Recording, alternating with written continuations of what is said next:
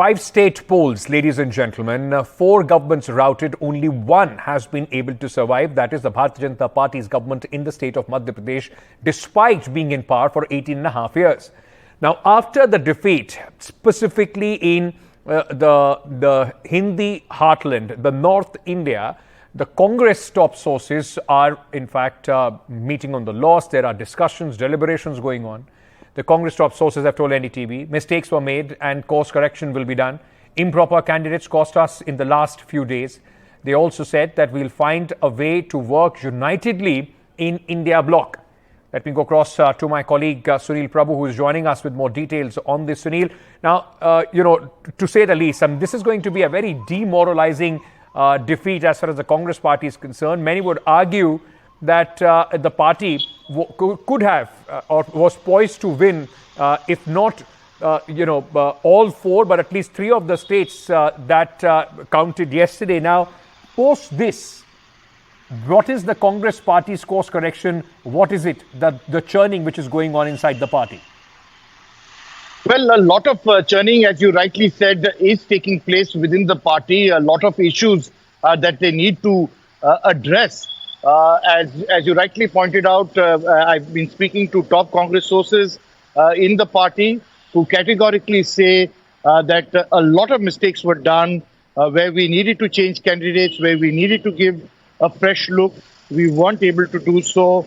We are back to the drawing room, in the drawing board in terms of how to go about issues. But most importantly, I think the biggest point that they are trying to send a message at this present juncture is that they will try to take things forward. They have called a coordination committee meeting of the India Alliance on the 6th. They're hoping that as many people will participate in that meeting to take things forward, to work unitedly, to take on the BJP-led NDA in the coming months ahead of the 2024 elections. But as you pointed out, a lot of mistakes. And for example, and we can go from state to state, be it in Madhya Pradesh, be it in Rajasthan, be it in Chhattisgarh, they say that certain decisions, overconfidence, in some cases, lackluster campaign at the end, and not taking things forward. These are certain issues that have cost the party dearly. Sunil, is there a sense that you get from speaking to your sources in the Congress party that this possibly, and just 4 months now left for the Lok Sabha elections, there isn't much time that is left for the general elections. Is the Congress looking at some sort of, dynamic changes as far as their organization, specifically in the states which they have lost, is concerned, moving towards younger leadership, and trying to in fact shed the baggage of the old faces? Definitely. In fact, there is definitely going to be seen younger faces. I think that's the, we can definitely see in Madhya Pradesh, for example, that change will definitely take place. As we speak, the Congress president is consulting with the former Congress presidents, Sonia Gandhi and Rahul Gandhi. They will be discussing about Telangana and who should be the next chief minister.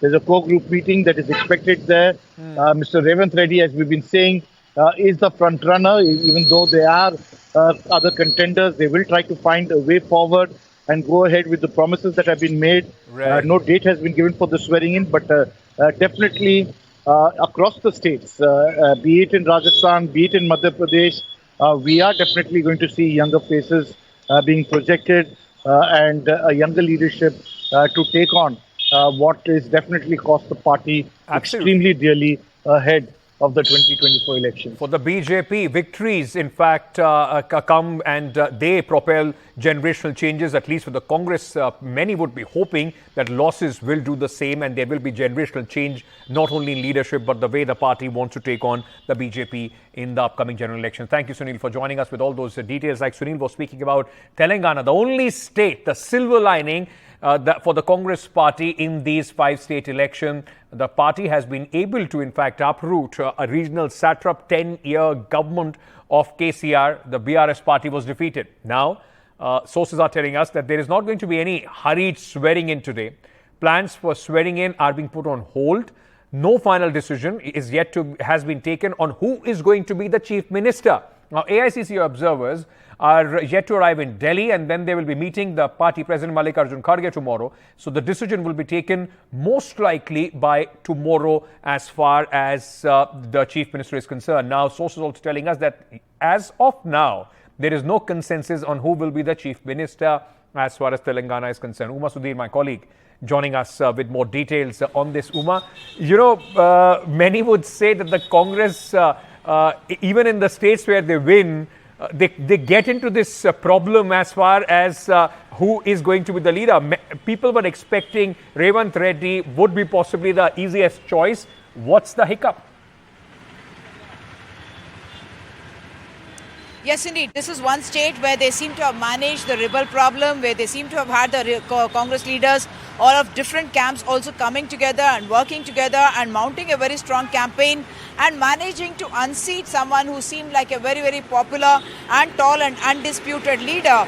Everything seems set, even though, they went in a hurry, I must say, to go and stake claim to form the government, saying that we are the majority party, even though they had still not elected their CLP leader. They decided that they must first go and inform the governor that they would be staking a claim to form the government and that the name would be informed as soon as they are able to elect the leader. Today, in fact, from our sources in the police and in Raj Bhavan, we understand that arrangements were being made for the swearing in of a chief minister and a deputy chief minister. All that they said in the morning was that a resolution is being passed to allow the leadership, Mr. Mallikarjun Kharge, to take the final call, that they are authorized, Mr. Mallikarjun Kharge, to take the final call, and that the opinion of all the leaders was being sought. So one of the top leaders who I have spoken to pointed out three things. One, that it's a kind of a lobbying that Mr. Revant Reddy and his camp seem to be doing, suggesting that he is indeed the front runner and he is very much the obvious choice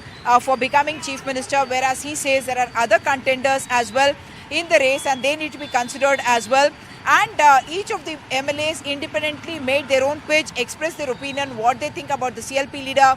So I would reckon that whether it is one Komat Reddy, Venkat Reddy, who is a very senior leader of the party, 36 years in the party, he as well as Mr. Uttam Kumar Reddy, who has been always in the Congress, Air Force officer, someone who has won 7 times as MLA as well, has been an MP as well.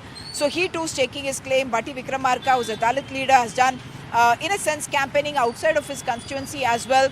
He is also certainly being considered because he was someone who did a Padyatra as well. So all this while it was happening, Revant Reddy, for the campaign that he mounted, for the fact that he heli-hopped across the state and campaigned everywhere and showed that leadership taking on. So it was presumed that that would be the leadership, and we were told that the ceremony is also going to happen.